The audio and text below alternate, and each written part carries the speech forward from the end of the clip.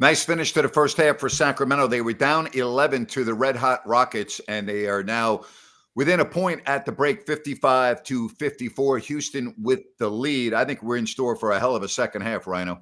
I'm with you, Grant. Love the fight that the Kings are playing with. Way to end the second quarter. We bring in Jerry Reynolds. Jerry, good half and a good close to that first half for Sacramento against let's just say, this is a very good Houston Rockets team. Yeah, very good. Really very physical team. I think that I think the Kings probably want to thank Dillon Brooks for kind of making sure that they're awake, and they're going to have to compete with these guys. But that's who the Rockets are, and they've made it pretty much a half court game. So you're going to have to slug it out to beat these guys. Not going to be a lot of open court, easy baskets. Rhino, how much of a concern is Sabonis' 3 fouls? I'm not overly concerned. I think he can play with them with Şengün. It's more of the plays that you don't let Dillon Brooks get under your skin. His second foul where he put his arm out, that was a frustration foul to me, Grant. Yeah, Jerry, Dillon Brooks, that's his MO. That's what he tries to do. That's what he did in Memphis, and that's what he's doing in Houston. Yeah, he's just really just one of those guys you hate to play against, but you kind of wish you had one like him.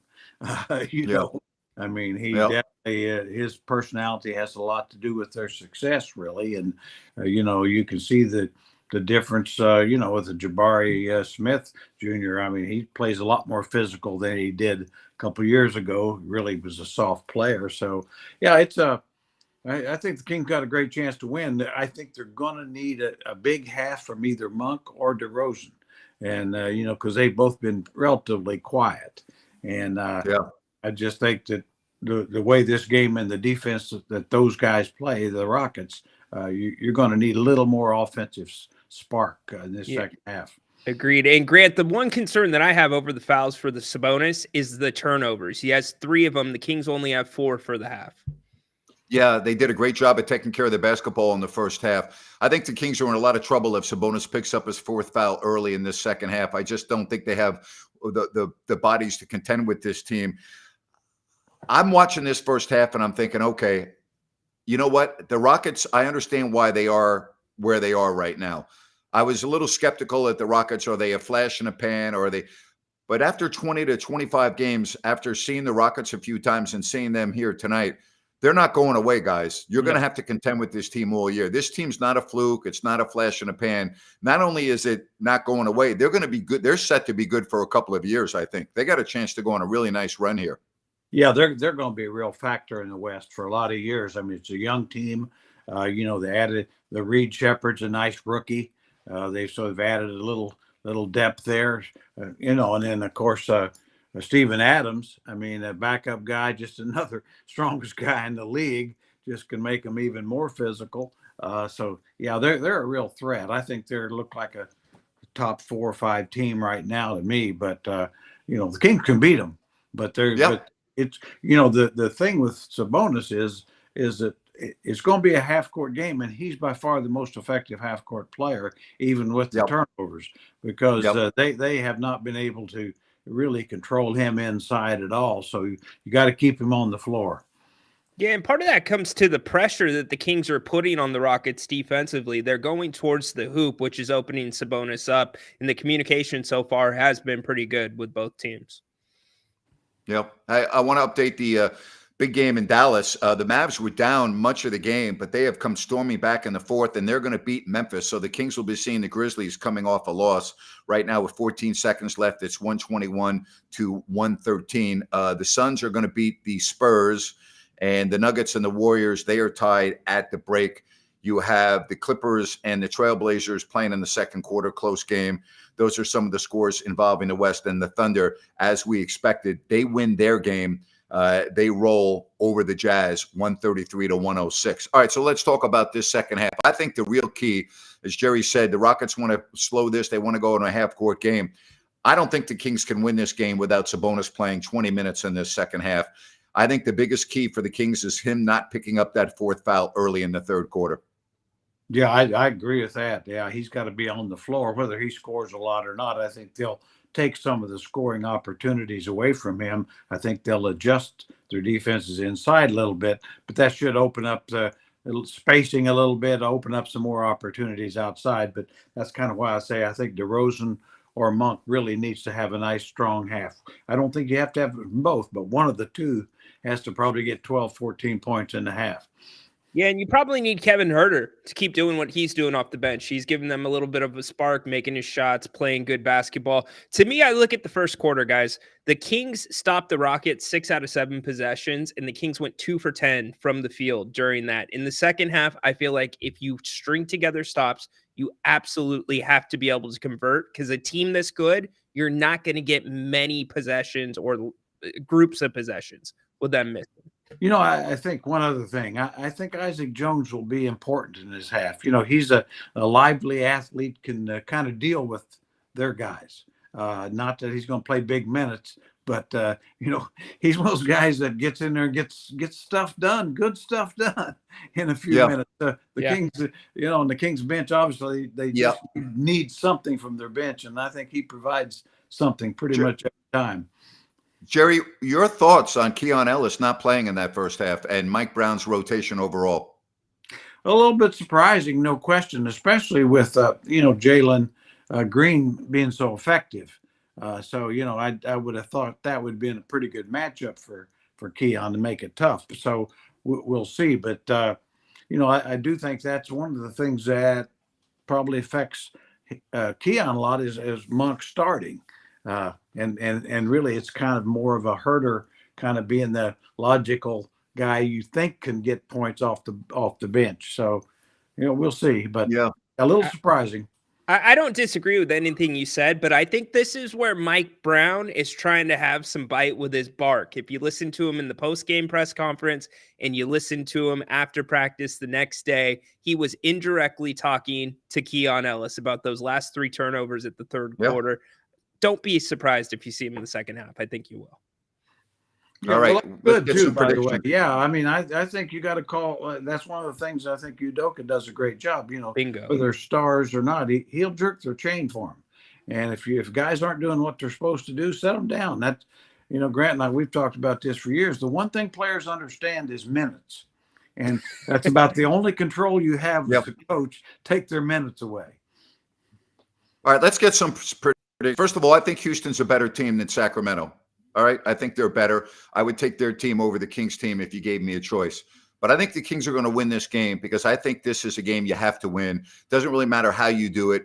This is your back's up against the wall right now. When you have to go to Memphis and San Antonio and you're going through a miserable stretch, there's a lot of me going seesawing here because the Kings are not good at home. They have not beat a good team this year, healthy. I think tonight's the night, guys. I just somehow, some way, Fox and company are going to figure out to win this game. So I don't think it's going to be a high-scoring second half. I think the Rockets' defense will clamp it down. I'm thinking the Kings are going to win a very tight game. I'm actually going to say they're going to win by a point. I got it 107-106. I got it 105-102. But I agree with you, Kings. And, you know, and I think the fact, really, the Kings know at halftime it's going to be physical, it's personal, and so put your big boy pants on and go out there and play. This is the first game I can remember watching from home this season where I'm hearing cowbells. So that is a good sign. I'm going 106-105 Kings. The 3-point defense has either been horrid or excellent. There's been nothing in between. The Rockets 7-21 from beyond the 3-point line. If the Kings can keep them to under 35 attempts, they win this ball game. Well, this is going to be a fun second half because there's on the line, even though it's early December. The Rockets have arrived. They're not going anywhere. They're also very well coached. Ime Udoka. The thing that concerns me in this game, because we all three of us have the game close. And Jerry, I'll start with you. The Rockets are a very good defensive team. And I just wonder how they will play defense. When I mean, I wonder, how will the game be called? What will they be able to get away with in the final 3 or 4 minutes in a tied game? Well, it's going to get physical. I think, you know, you can count on that. And baskets will have to be earned by both teams. And that's kind of why I say I think it's so important for DeRozan to have a strong half, or Monk, you know, guys that can create their own shots, because it's going to be tough to get shots. So we'll see if that's the fact, or if it happens. Jerry, we've seen so many games already this season for the Kings where it's been physical in the first half, and we see an adjustment from the referees in the third quarter. Do you see that coming in the second half? Well, I'll tell you what, Ryan, asking me to predict what officials are going to do, you might Impossible. ask me to predict how long I'm going to live. I have no clue. I mean, I just think as the game goes, just by nature of what it's become, it's going to be a little bit of a slugfest. It's going to be physical, and there's going to be calls missed. And I think it's who adjusts with the officials. In other words, don't worry about the last call. Play the next play. Well, we hope you live till at least tomorrow after 5 o'clock, because we have a show tomorrow at 4 o'clock. So if you could do that for us, we would appreciate it. That's my goal. That's my current goal. That's all I've got. Jerry, I want you to live a little bit longer than that. I mean, well, come on. Mrs. Reynolds says she does. I hope that's true. I don't know. It's kind of like predicting officials. I can't predict that either, right? Me personally, I'm trying to get my life and my cash to run out just after lunch on Friday. Everything will be perfect. Yeah, that's the perfect strategy right there. Good man. Jerry, we'll see you tomorrow. See you tomorrow. Thanks, Jerry. All right. Rhino, we cannot underestimate the importance of this second half coming up for Sacramento. They need a signature win desperately. And one that they don't walk into as a fluke, one that they earned, and they have the possibility to do this tonight, Grant. They got to keep their composure. All right. Before we go, I want to do a little business. And I want to do Sunrise Landing in Colusa, the newest residential community in Colusa. That's right. Just go to ColusaSunrise.com. You'll get all the information you need. That is ColusaSunrise.com, and you can check out their beautiful models. There are many to choose from. No Mellorews, no homeowners. Remember, good access to the major arteries adjacent to the Colusa Golf and Country Club. That is Sunrise Landing. Just go to ColusaSunrise.com, and you will get all the information you need on beautiful Sunrise Landing. And don't forget, I do a rant with Grant. I will not be joining the fellas on the postgame show today. I have a commitment, but don't forget, I always have my rants. All right. And I'm going to do a quick rant right now, even though it's deviating a little bit. Huh? You with me, Ryan? Yeah, I love it. Yeah, good. Okay, good. Because I want to make sure you're good with this too. EDH Motors, Automotive Reimagined, and the website is edhmotors.com. All right, so here's the deal. It's not basketball, but can we please stop talking about Jameis Winston, Mr. Pick Six? I mean, I don't care that he threw for a franchise record yards in a game. Big deal. Big deal. Seriously, you lost. And you know why you lost? Because Mr. Pick Six cannot read defenses. All right? He hasn't been able to read defenses in a long, long time. All right? Really was able to read defenses. How about Florida State? Maybe. It sure as hell wasn't with the Bucks. It wasn't with the Saints. And it's not with the Browns. I don't care about how many touchdowns you throw. It doesn't matter. You know what I care about? What do you do when the game's on the line? What do you do when you have to make a play? Do you kill your team? Yeah, that's Jameis Winston. Does he make a mistake almost every single week that hurts his team? Yeah. You know why? That's his MO for 10 years. 10 years. So can we please stop talking about Jameis Winston? All right. And again, thank you very much for EDH Motors, Automotive Reimagined. David and Adam do a great job. They're awesome. There's a new long overdue concept. And again, go to edhmotors.com. You'll get all the information on what they can do for you. And you'll take delivery at their auto lounge in the El Dorado Hills Town Center. No dealership, no pressure, no F&I office. It's right there for you. EDH Motors, Automotive Reimagined. And I got my rant with Grant in the books.